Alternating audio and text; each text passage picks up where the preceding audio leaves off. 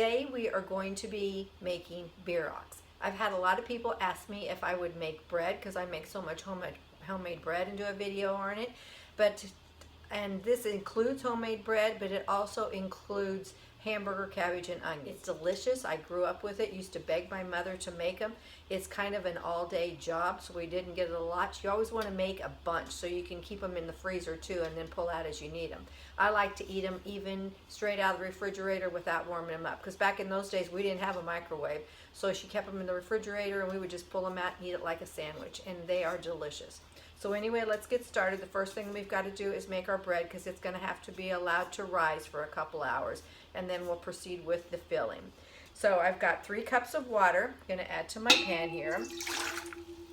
And then I have the equivalent of 2 packages of yeast. Now I'm using instant yeast rather than the rapid rise.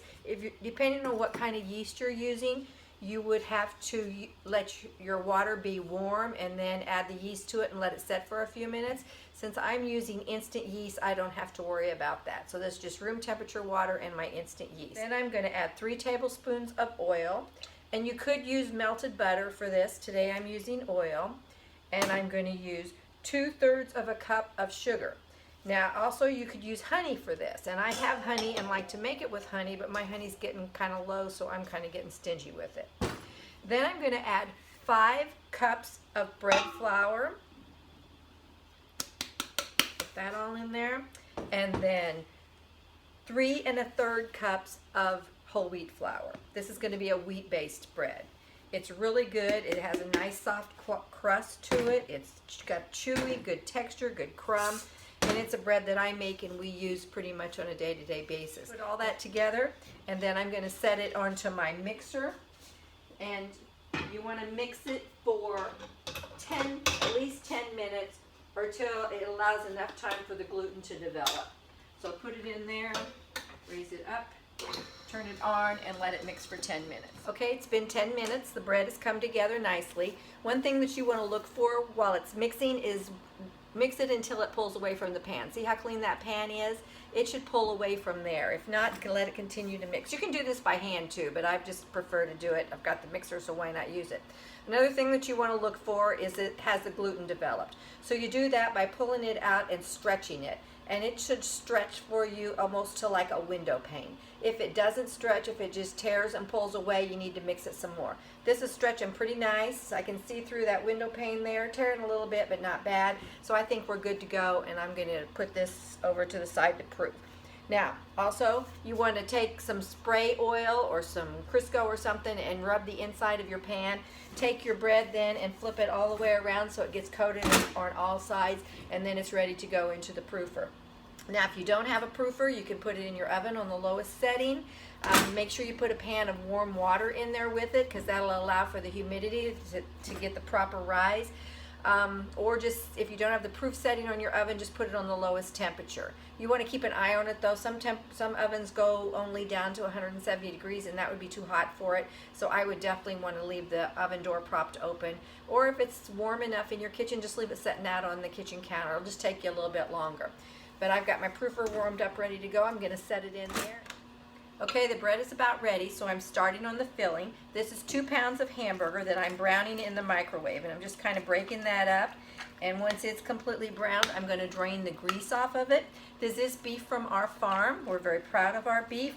We do pasture raised and grain finished. We do not like grass finished. I'm sorry if that offends anybody out there, but it's just a personal preference. We like meat nice and tender, and to do that, you got to get the proper amount of grain to it in the end.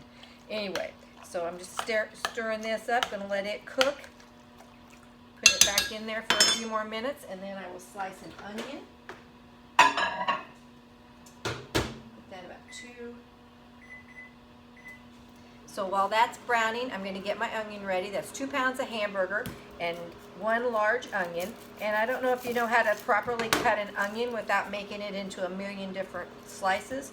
You want to cut the end of it, not the root end, the top end. I don't think what you call it. Leave the root end intact. And then slice it in 2 right down the middle of it. And then I'm going to pull the peeling off of it. So it's nice and clean. it off to the side. And then you want to come and you want to just slice down, leaving that root intact at the end. Don't go all the way through to that. And then again, you're going to come and you're going to slice halfway like so, and go back as far as you can without going through that end. And then you just take it and you slice it, and it's done. None of that chop, chop, chop, chop, trying to get it all the same. This is pretty uniform. It's done, and it's ready to go into the pot. Microwave just stopped on the hamburger, so let me check that again.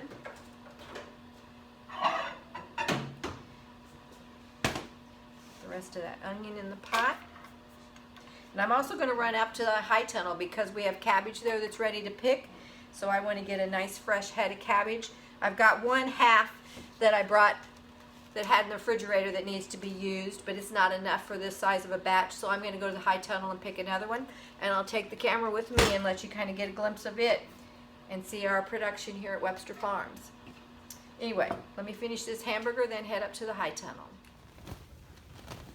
Here we are in the tunnel. I'm getting ready to cut some cabbage and make bierox. But I wanted you to see what it looks like in here. It's very, very cold outside. It's in the 20s. I've got everything covered up so that it won't freeze. Most everything anyway. Do have some Mizuna and some other greens coming up with don't require any covering, but most of it has to have that extra protection of this roll layer. So underneath here I've got my cabbage, and I'm going to cut that and take it to the barn, and we are going to make bierox with it. Okay, the hamburger's done. It's browned nicely, and I've used a big spoon to chop it up into so it's small pieces. You don't want great big chunks of meat in there because you're going to wrap it all up in dough. Poured off the grease. I ended up getting about 1/3 cup, so not bad with our grain-fed beef if we do so ourselves. So that's going to go into the pot, which I've got right here. Set that off to the side, and then I've started cutting my cabbage. Now the cabbage you want to get the core off and then make slivers. So I'm going to do like so.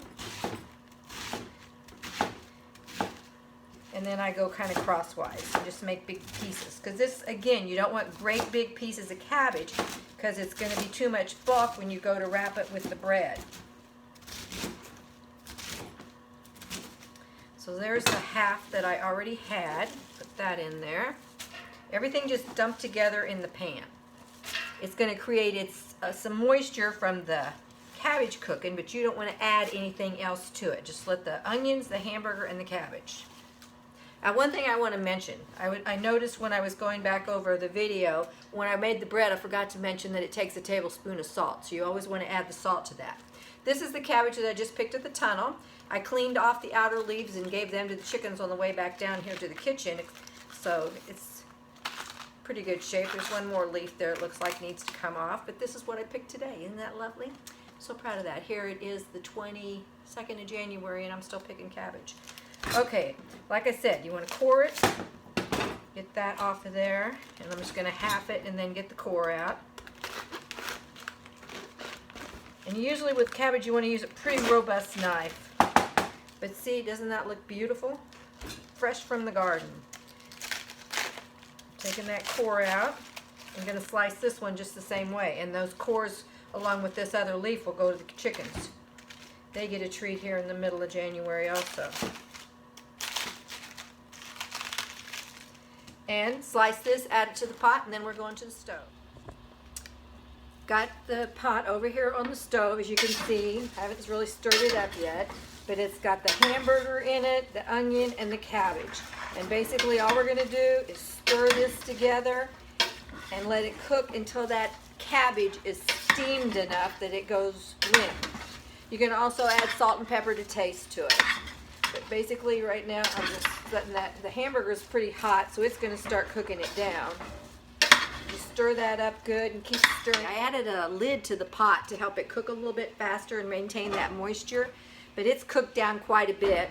If you can see, that cabbage is really starting to get done. And what I am going to do now, rather than keep it cooking for scorching it, I'm just going to turn the stove off, leave the lid on it, and let that steam take over and finish cooking.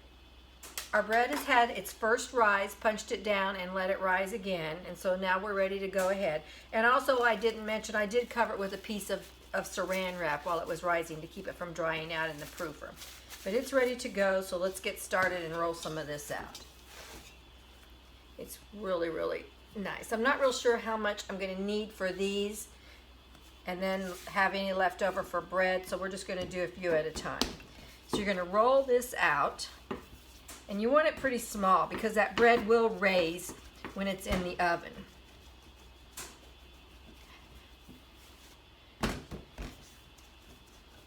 And then we're going to slice it into like triangles and put a couple spoonfuls of the filling in each area and then seal it over. And I'll show you here where we're headed. Also, I do need to get my oven on. I'm going to set it for 375. Let it warm while we're doing this, because this is going to take me some time. Okay, so I'm going to cut this into 4 pieces. And that's about the size that you want it. And then each one of these is going to be its own individual bierox. Set those off to the side, that there, and get this filled. So there's the first 4.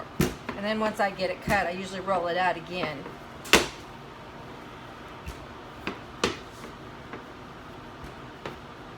We've got our cabbage and meat mixture here that cooked. And use a slotted spoon when you're dipping this onto there because there is going to be juice in there from the cabbage. So you want to put a good solid spoonful on there. I like to get them nice and full. And then you bring your dough up over it and you're just going to seal it.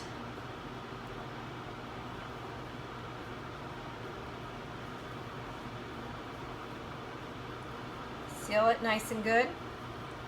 And then put it on a cookie sheet and go off to the next. I'll do one more and show you.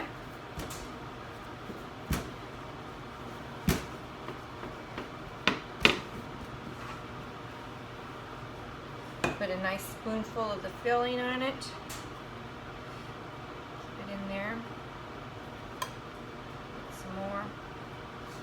And then just bring it up over and seal it.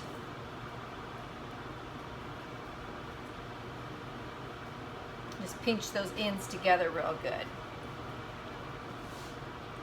This one I got nice and full, maybe a little too full, but I'm going to leave it alone.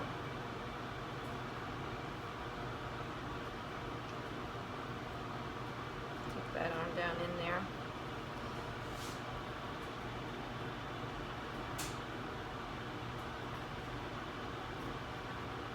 Pinch it together and we're done. On to the next. So I'm going to get all of these filled and rolled out.